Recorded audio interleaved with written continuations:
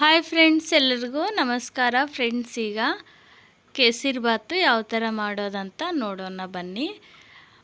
ಕೇಸರಿಬಾತು ಮಾಡೋದಕ್ಕೆ 2 table spoon ತುಪ್ಪ ಹಾಕ್ಕೋಬೇಕು ಕಡಾಯಲ್ಲಿ. ಕಾದ ನಂತರ ಇದಕ್ಕೆ ಗೋಡಂಬಿ ದ್ರಾಕ್ಷಿನ ಹಾಕ್ಕೊಂಡು ಚೆನ್ನಾಗಿ ಫ್ರೈ ಮಾಡ್ಕೋಬೇಕು.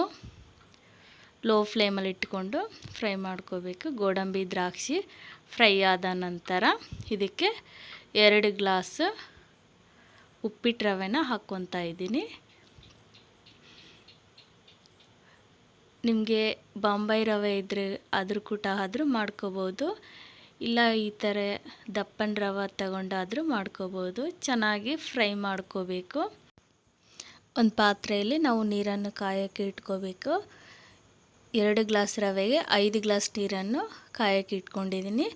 ರವೆ ಎಲ್ಲ ಚೆನ್ನಾಗಿ ಫ್ರೈ ಆದ ನಂತರ ಕಾದ ನೀರನ್ನು ಈ ರವೆಯಲ್ಲಿ ಹಾಕ್ಕೋಬೇಕು. 2 ಗ್ಲಾಸ್ ರವೆಗೆ ನಾನು 5 ಗ್ಲಾಸ್ ನೀರನ್ನು ಕಾಯಿಸಿ ಹಾಕ್ಕೊತಾ ಇದ್ದೀನಿ. ಈ ಥರ ಕಾಯಿಸಿ ಹಾಕ್ಕೊಳೋದ್ರಿಂದ ರವೆ ಕೂಡ ಗಂಟು ಕಟ್ಟೋದಿಲ್ಲ. ನೋಡಿ ಎಷ್ಟು ಚೆನ್ನಾಗಿ ಗಂಟು ಕಟ್ಟಿಲ್ಲ. ಚೆನ್ನಾಗಿ ಕಲಿಸ್ಕೋಬೇಕು.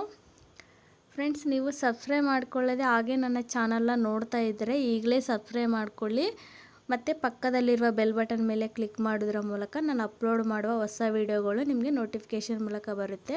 ರವೆ ಎಲ್ಲ ಚೆನ್ನಾಗಿ ಕುದ್ದಿದೆ. ಈಗ ಇದರಲ್ಲಿ ಸಕ್ಕರೆ ಹಾಕ್ಕೋಬೇಕು. ನಾನು 2 ಗ್ಲಾಸ್ ರವೆಗೆ 2 ಗ್ಲಾಸ್ ಸಕ್ಕರೆ ಹಾಕ್ಕೊತಾ ಇದ್ದೀನಿ. ನಿಮಗೆ ಸಿಹಿ ಜಾಸ್ತಿ ಬೇಕಂದರೆ ಜಾಸ್ತಿ ಕೂಡ ಹಾಕ್ಕೋಬೋದು. ಇದನ್ನು ಚೆನ್ನಾಗಿ ಕಲಿಸ್ಕೋಬೇಕು. ನೋಡಿ, ನೀರು ಬಿಡ್ತಾ ಇದೆ ಸಕ್ಕರೆ ಎಲ್ಲ.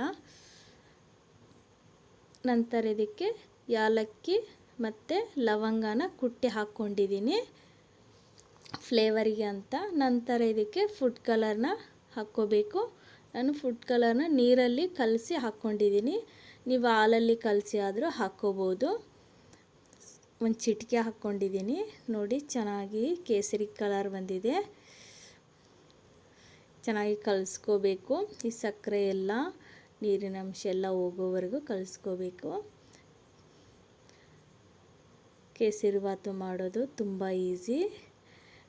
ಕೇಸರಿಬಾತು ರೆಡಿಯಾಗಿದೆ. ಹಬ್ಬದ ದಿನಗಳಲ್ಲಿ ನಾವು ಈ ಥರ ಮಾಡಿಕೊಂಡು ದೇವರಿಗೆ ನೈವೇದ್ಯವಾಗಿ ಇಡ್ಬೋದು.